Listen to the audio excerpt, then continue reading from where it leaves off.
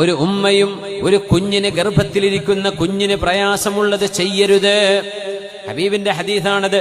ഗർഭം ധരിച്ചിരിക്കുന്ന പെണ്ണുങ്ങൾ തന്റെ വയറ്റത്തിരിക്കുന്ന കുഞ്ഞിന് ഉപദ്രവമാകുന്ന വിധമുള്ള ഭക്ഷണമോ അല്ലെങ്കിൽ ആ കുഞ്ഞിന് ഉപദ്രവമാകും വിധം മടിപിടിച്ച് വ്യായാമമില്ലാതിരിക്കുന്നതോ, ആ കുഞ്ഞിന് ഉപദ്രവമാകുന്ന മരുന്ന് കഴിക്കുന്നതോ, ആ കുഞ്ഞിന് ഏതെങ്കിലും തരത്തിൽ മാനസികമായോ അല്ലാതെയോ ഒരു കുഴപ്പം വരുന്ന വിധത്തിൽ ഡെലിബറേറ്റായിട്ട് ഡിപ്രഷൻ അടിച്ച് കിടക്കുന്നതോ ഒന്നും ചെയ്യരുതേ.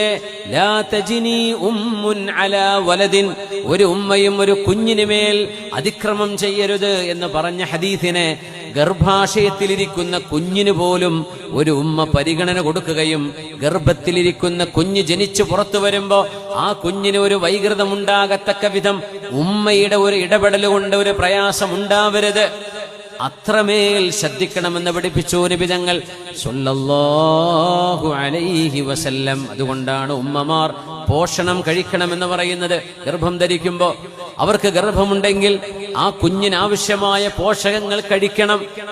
നമ്മൾ അങ്ങനെ ഡോക്ടർമാർ എഴുതിയാൽ അത് അവർ വെറുതെ പൈസ ഉണ്ടാക്കാൻ വേണ്ടി എഴുതാൻ അങ്ങനെ പറയും. ഒരുപക്ഷെ ഏതെങ്കിലും വല്ല വൈറ്റമിൻസോ എന്തെങ്കിലും നമ്മുടെ ശരീരത്തിൽ ഡെഫിഷ്യൻസി ഉണ്ടെങ്കിലാ അവരത് എഴുതിത്തരാ, കഴിച്ചേക്ക്. നമ്മൾ ചോറും കറിയും കഴിക്കുമ്പോൾ ഒരുപക്ഷെ വേണ്ടത് അതിൽ നിന്ന് കിട്ടിക്കൊള്ളണമെന്നില്ല, വിശപ്പ് മാറിയേക്കും.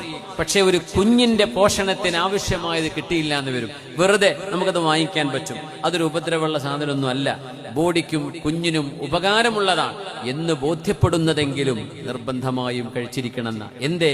ലാ തജ്നി ഉമ്മുൻ അലാ വലദിൻ ഖാല റസൂലുള്ളാഹി സ്വല്ലല്ലാഹു അലൈഹി. ഒരു കുഞ്ഞിന് പ്രയാസമാകുന്നതും ഒരു ഉമ്മ ചെയ്യരുത് എന്ന് റസൂലുള്ളാഹി സ്വല്ലല്ലാഹു അലൈഹി വസല്ലം.